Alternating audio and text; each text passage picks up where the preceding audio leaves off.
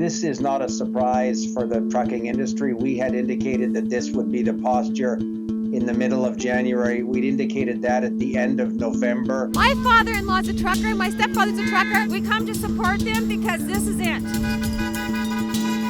I worked in the industry for over 30 years. I'm done with the mask. I'm done with the tyranny. I'm just done with the puppet show altogether. Warning, censorship. Warning, censorship. Sheila Gunn, Reid for Rebel News, and I'm here in the pouring rain in January at the Atchison Industrial Park, about 30 minutes west of Edmonton. It's Sunday afternoon, quickly turning to Sunday night. It's 4:30. We've got about half an hour of daylight left, and the reason I'm here is for a truck convoy. There's one pulling in here in about an hour, at least that's the anticipated arrival time. There are hundreds of people here already waiting for them. The parking lot is full. The streets are lined up and people are showing their support for a truck convoy from BC all the way to Ottawa to protest the vaccine mandates being imposed on Canadian truckers when they cross the border into the United States with their loads, but also when they come back into their own country of Canada. Likewise, the convoy is to show support for our American trucking friends who face the same situation. This mandate is going to cause supply chain chaos. Now, even though many of these truckers are owner-operators who sometimes never even get out of their trucks when they pick up a load or drop one off, they now have to produce proof of vaccination to do their jobs and to bring the Canadian public the goods we need, but also to get our goods to market. And think for a second, these people have worked for 21 or 22 months without having to produce proof of vaccination. Now, Rebel News will be following the convoy all the way to Ottawa. You can follow our coverage at convoyreports.com. My colleague Drea Humphrey actually caught up with the convoy this morning in British Columbia.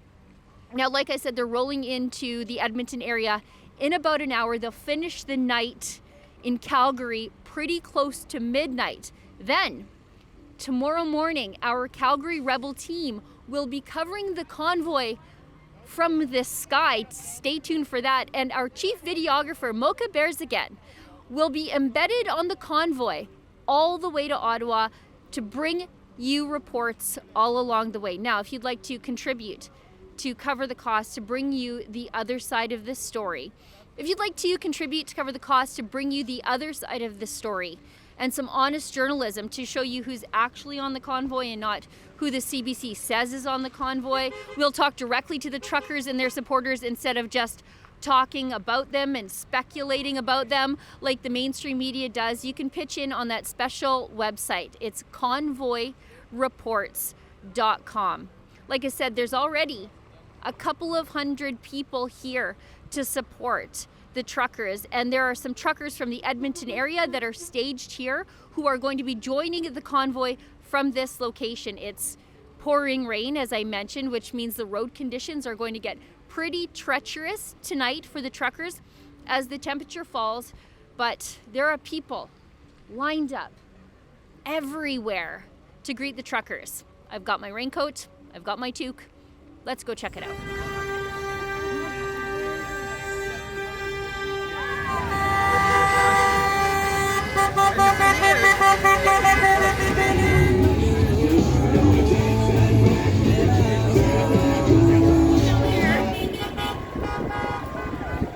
Why did you come to support the truckers? Because we have to do it for our children. We have to do it for our country, period. We come to support them because this is it. For our children. So they're standing up for our children, so we'll stand up for them. Because they're the only ones standing up for our freedoms. Well, we came here because we're tired of all of the overreach of the government. We can see through a whole lot of the stuff that's going on. It isn't making any sense.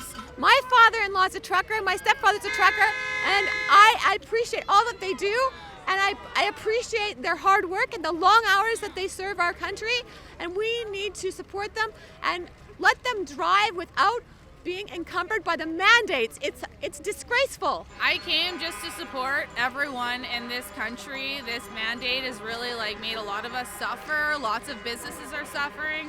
And it's not helping anyone. It's just going to create a bigger deficit, and I'm just standing for our people and our country. I'm delivering and hauling medical supplies to Edmonton, and I'm not vaccinated. Yeah, go figure that out. I'm not vaccinated, and I'm delivering medical supplies to Edmonton, to two different institutions. Oh, so you're not in the convoy? No, I'm not in the convoy. I was hoping to park here for the night because my hours are gone. Good luck. But interesting thing is that I'm not vaccinated, and I'm delivering and hauling medical supplies. Imagine that, and that's fine. I worked in the industry for over 30 years, so I know what it's to be a truck driver, and I know how hard it is to get good food and, just to have the appreciation and the support, and that's what we're all here for, to get her done. I'm done with the mask. I'm done with the tyranny. I'm just done with the puppet show altogether. Because they need to have freedom.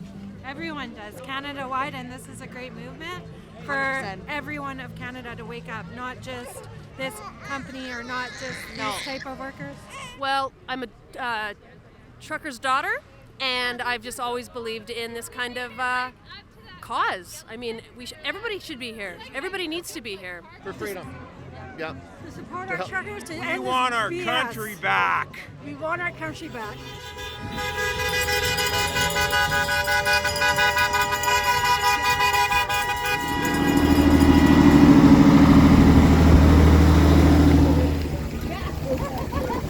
The crowd is just starting to disperse. Some of them are running up to the highway to deliver food to the truckers, who were delayed about 2 hours, arriving around 7:30 or just after. But in the meantime, approximately 2,000 people converged on this truck stop west of Edmonton in a bit of a family-friendly festival atmosphere, despite, the enormous amount of F. Trudeau flags everywhere. There were little kids playing, throwing snowballs, driving their own trucks, and people came to show support for the men and women who work every single day to literally keep our economy moving. Now, many of them were just like me, with close ties to the trucking industry, but most of the people here were just here to show support for those men and women willing to stand up against Justin Trudeau's discriminatory no jab, no job mandates. And as I said off the top of the show, our coverage of the convoy to Ottawa does not stop tonight. The truckers are headed to Calgary tonight, and that's where our Rebel News coverage of the convoy picks up.